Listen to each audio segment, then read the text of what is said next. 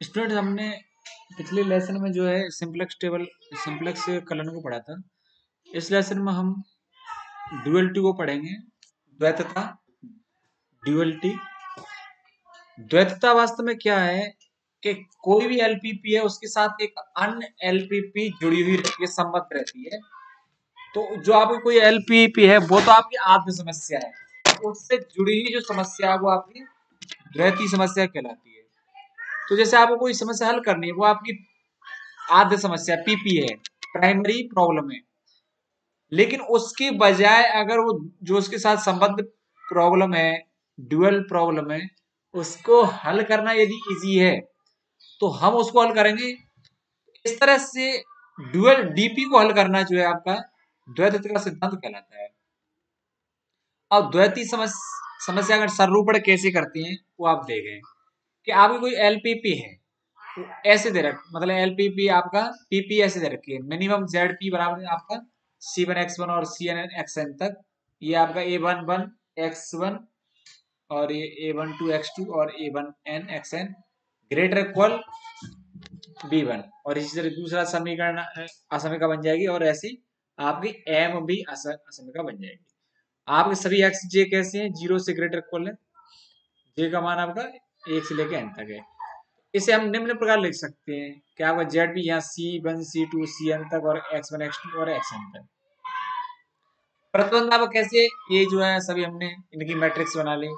ये आपके चर हो गए X1 X2 Xn और ग्रेटर इक्वल किसके, B1 B2 Bn।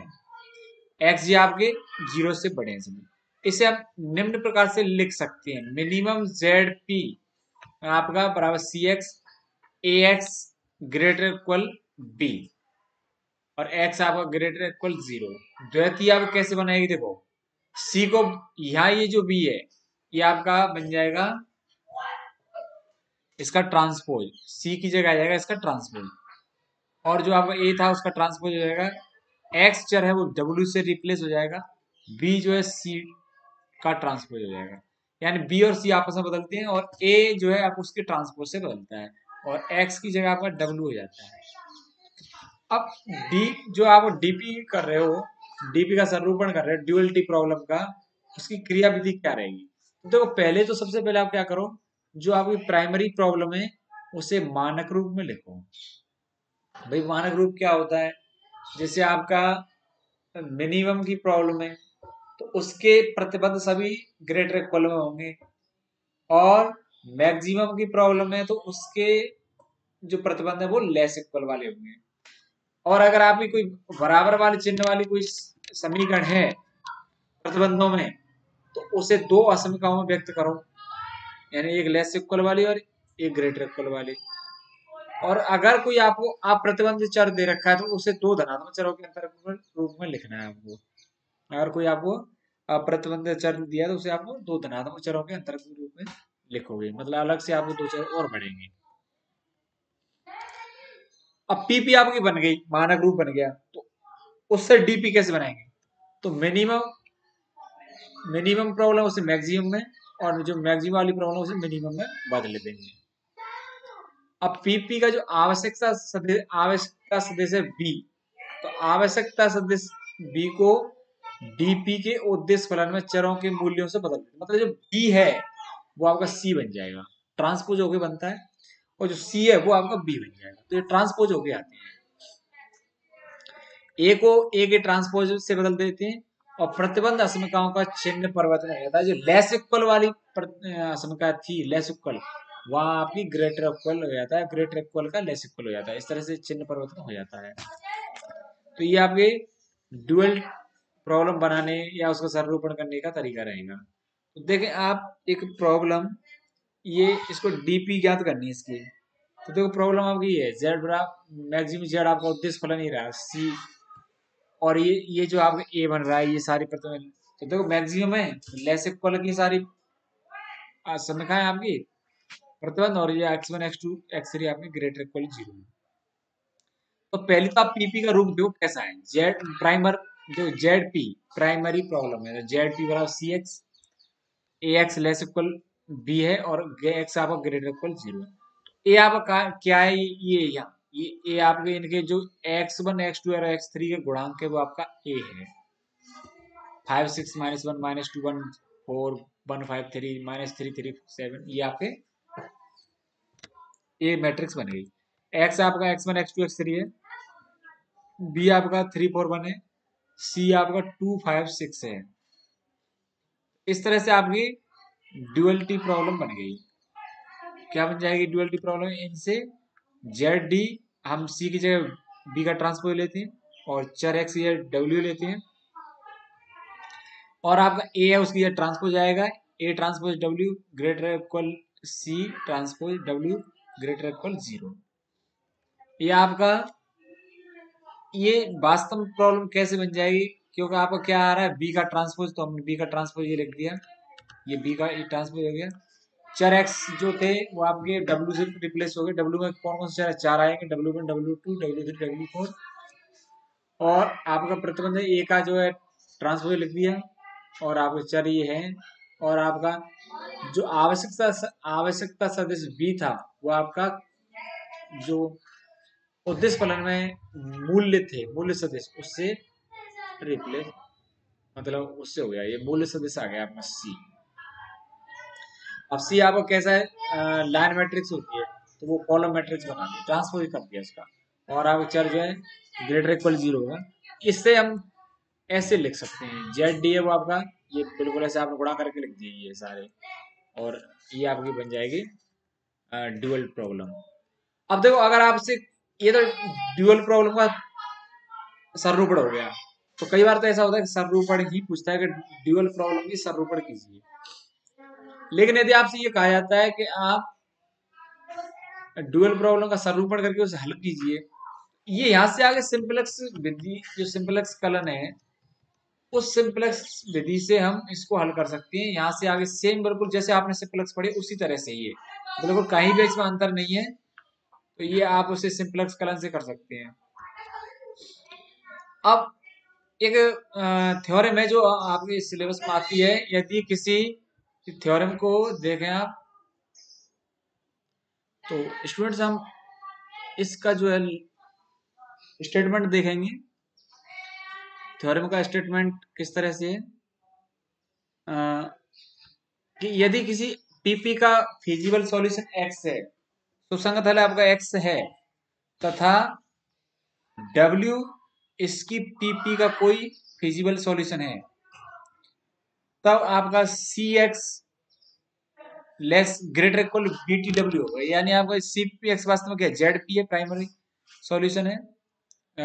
सी एक्स जो है आपका उद्देश्य फलन किसका है? पी का, जेड पी है वो, और आपका बी ट्रांसपोज डब्ल्यू ये आपका जेड डी है। तो ये हमें प्रूव करना है। जहां पर सुसंगत हल जो है पी प्राइमरी प्रॉब्लम का पीपी का एक्स है, और ड्यूअल प्रॉब्लम का डीपी का सॉल्यूशन जो है डब्ल्यू है, और आपका प्राइमरी का एक्स है। तो आपको ये प्रूव करना C x greater equal B T W, B का ट्रांसपोज डब्ल्यू, यानी जेड पी आपका ग्रेटर इक्वल जेड डी है। तो प्राइमरी प्रॉब्लम आपकी मिनिमम वाली है, तो उसे हम लिख लेंगे जेड पी बराबर C X A X greater equal B, और एक्स आपको ग्रेटर इक्वल 0। हमने मानक फॉर्म लिख ली मिनिमम। इसकी डीपी बनेगी जेड डी बराबर B T W A transpose W less equal C का ट्रांसपोज डब्ल्यू ग्रेटर इक्वल 0। ये आपने ड्यूअल प्रॉब्लम बना ली है। अब इसका तो पहली प्रॉब्लम का जो प्राइमरी है उसका तो हल है एक्स, और दूसरी वाली प्रॉब्लम का हल है डब्ल्यू। अब देखो अगर इस इसका हल ये है डब्ल्यू, तो अब एक्स इसका, तो A X greater equal B होगा, क्योंकि आपका सॉल्यूशन है तो इस प्रतिबंध को संतुष्ट करेगा। तो A X greater equal B, X आपका ग्रेटर इक्वल 0 होगा। इसे हम थर्ड समीकरण देंगे, और जो हमारी प्रॉब्लम हमने लिखी है वो आपके फर्स्ट और सेकंड समीकरण है। और इसमें जो है ये डब्ल्यू इसका फिजिबल सॉल्यूशन है, तो ये सेकंड वाले प्रतिबंध को संतुष्ट करेगा। तो ए ट्रांसपोज डब्ल्यू का ट्रांसपोज, मतलब A transpose W less than C का ट्रांसपोज। अब देखो इस जो 4 है, इस 4 का हम ट्रांसपोज लेंगे, तो हमने दोनों तरफ ट्रांसपोज लेंगे, तो ए ट्रांसपोज डब्ल्यू का ट्रांसपोज लेंगे, तो ट्रांसपोज लेने पर क्या है? मैट्रिक्स आप भी बदल जाती है, मतलब मैट्रिक्स का क्रम बदल जाता है। जैसे ए बी का ट्रांसपोज रहता है, बी ट्रांसपोज ए ट्रांसपोज ऐसे हो जाता है, दोनों पर ट्रांसपोज जाता है।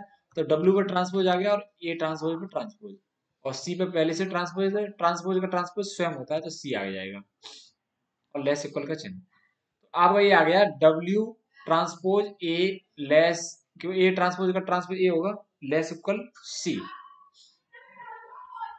सिंपल है आपका डब्ल्यू transpose a x less equal c. हमने क्या किया, दोनों तरफ एक्स से गुणा किया, तो डब्ल्यू ट्रांसपोज ए एक्स और सी एक्स आ जाएगा। अब ए एक्स आप किसके बराबर, किससे लेस इक्वल है वो आप मान रख लोगे, ए एक्स का। भाई ए एक्स किससे लेस इक्वल है आप ये देख लो, ए एक्स का देख रही है, ए एक्स आपका ग्रेटर इक्वल है बी से, ए एक्स रखोगे आप ग्रेट लेस देन हो जाए, मतलब ए एक्स से कम है बी, ठीक है ना। अब देखो आपका इधर वाली लेफ्ट जो साइड है वो सी एक्स से कम है, तो अगर हम इससे ए एक्स से भी कम कोई अमाउंट रखेंगे तो वो कम ही बनी रहेगा पूरा अमाउंट, क्योंकि हम एक्स से भी कम अमाउंट से गुणा कर रहे हैं, यानी बी से गुणा कर रहे हैं। तो अब आएगा डब्ल्यू टी बी जो है आपका, वो किससे छोटा है, सी एक्स से। तो हमने क्या सी एक्स को यहाँ लेफ्ट में लिख लिया, सी एक्स आपको बड़ा रहेगा किससे, डब्ल्यू टी बी से। अब डब्ल्यू का ट्रांसपोज बी, ये जो एक अदिश राशि है, अगर अदिश राशि है तो आप जो है, क्योंकि डब्ल्यू टी बी आपकी अदिश राशि है, अगर इसका हम ट्रांसपोज लेंगे तो इसका ट्रांसपोज स्वयं ही होगा। तो डब्ल्यू ट्रांसपोज बी का ट्रांसपोज लेंगे तो ये स्वयं आएगा, यानी डब्ल्यू टी बी का ट्रांसपोज ये लिया हमने, इसका ट्रांसपोज और ये स्वयं के बराबर होगा। तो डब्ल्यू टी बी का ट्रांसपोज कैसे आएगा, बी ट्रांसपोज डब्ल्यू ट्रांसपोज का ट्रांसपोज, तो आपको बी ट्रांसपोज डब्ल्यू आ जाएगा। यहाँ हमने ये फिफ्थ जो समीकरण है, यहाँ पर डब्ल्यू ट्रांसपोज बी है, उसे हम बी ट्रांसपोज डब्ल्यू लिख सकते हैं। तो हमने फिफ्थ समीकरण में इस छह की मदद से हमने ये लिख दिया c p c x greater equal b transpose डब्ल्यू, क्योंकि हमने ये यहाँ ज्ञात किया था कि डब्ल्यू टी बी कैसी है, एक आदर्श राशि है, तो उसका ट्रांसपोज स्वयं ट्रांस होगा, स्वयं के बराबर होगा। तो हमने डब्ल्यू ट्रांसपोज बी की जगह लिख दिया बी ट्रांसपोज डब्ल्यू। अब ये सी एक्स आपका क्या है, जेड पी है, तो ग्रेटर इक्वल आपका यहाँ आ जाएगा जेड टी, ये आपका ड्यूअल है, ठीक है ना, ड्यूअल प्रॉब्लम का उद्देश्य फलन है। तो इस तरह से आप ये थ्योरम को प्रूव कर सकते हैं। और ऐसी एक और थ्योरम जो है आपके आती है सिलेबस में, उस थ्योरम का एन सररूपण के द्वारा ही प्रूव कर सकते हैं उसे, ठीक है।